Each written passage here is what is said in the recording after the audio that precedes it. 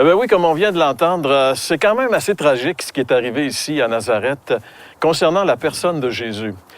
Jeff nous a parlé de ce drame qui s'est passé dans la synagogue. On peut dire que c'est un drame parce que les conséquences sont dramatiques. J'aimerais juste pour l'auditeur, pour vous, lire ce passage qu'on retrouve dans l'Évangile de Luc. Jésus se rendit à Nazareth où il avait été élevé et conformément à son habitude, il entra dans la synagogue le jour du sabbat. Il se leva pour faire la lecture et on lui remit le livre du prophète Ésaïe. Il le déroula et trouva l'endroit où il était écrit « L'Esprit du Seigneur est sur moi, parce qu'il m'a consacré par onction pour annoncer la bonne nouvelle aux pauvres. Il m'a envoyé pour guérir ceux qui ont le cœur brisé, pour proclamer aux prisonniers la délivrance et aux aveugles le recouvrement de la vue, pour renvoyer libres les opprimés, pour proclamer une année de grâce du Seigneur. » Ensuite, il roula le livre, le remit au serviteur et s'assit. Tous ceux qui se trouvaient dans la synagogue avaient les regards fixés sur lui.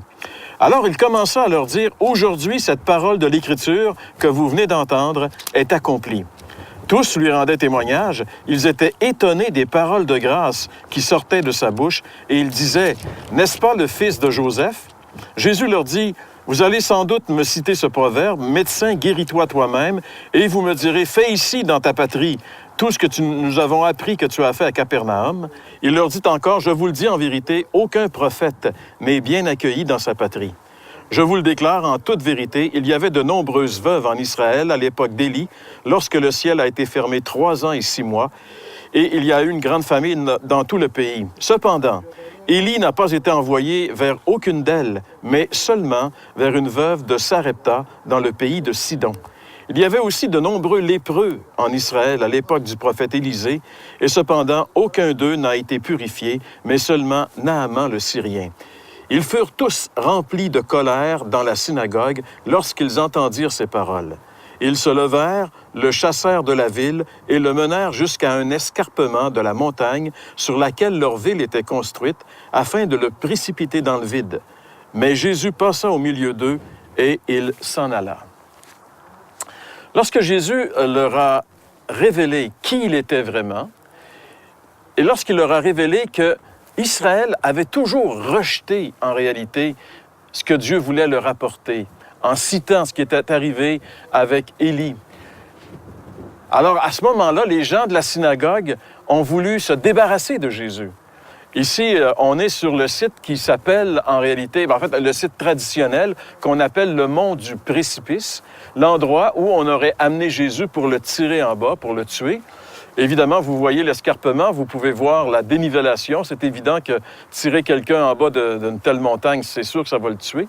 Mais ils ont voulu faire ça à Jésus. Ils ont voulu se débarrasser de lui parce qu'ils n'ont pas voulu croire qui il était vraiment.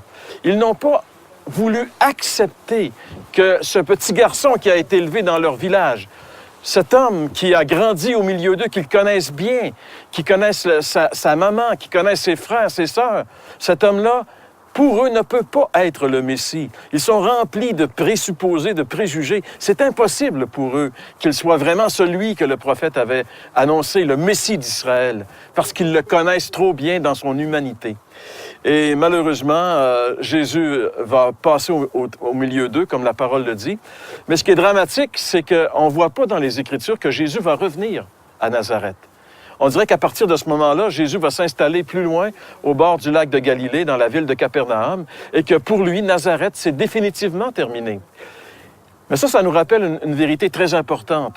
Si Dieu s'approche de nous, comme Jésus s'est approché des gens de Nazareth dans la synagogue, si le Seigneur s'approche de nous par différentes façons, vous êtes en train d'écouter cette émission, ce n'est pas le hasard, que ce soit sur la télévision ou sur Internet.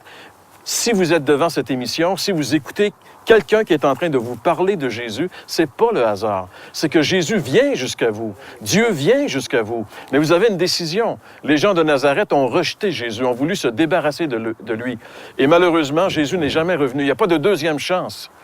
Et aujourd'hui, vous avez l'occasion de venir à lui. Vous savez, dans l'Épître aux Hébreux, une épître qui a été écrite pour justement mettre en garde contre le danger de rejeter la vérité, il est dit « Si vous entendez sa voix », et à 3 reprises, ce verset revient, « Si vous entendez sa voix, n'endurcissez pas votre cœur. » Peut-être que Dieu vous a parlé de différentes façons.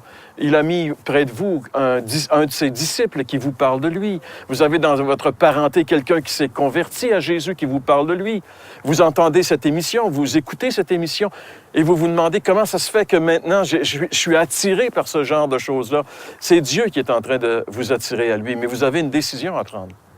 Si vous entendez sa voix, n'endurcissez pas votre cœur. Ne faites pas comme les gens de Nazareth qui ont rejeté Jésus.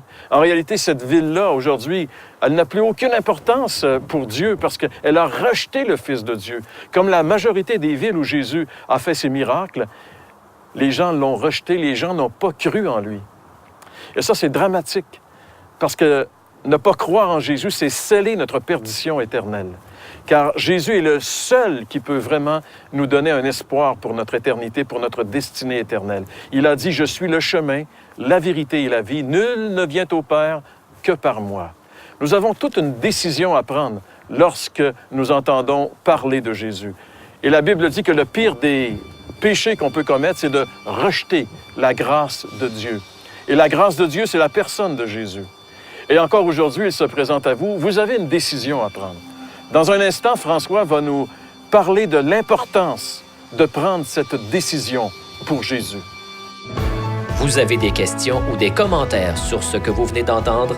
Contactez-nous par téléphone ou réagissez sur les médias sociaux.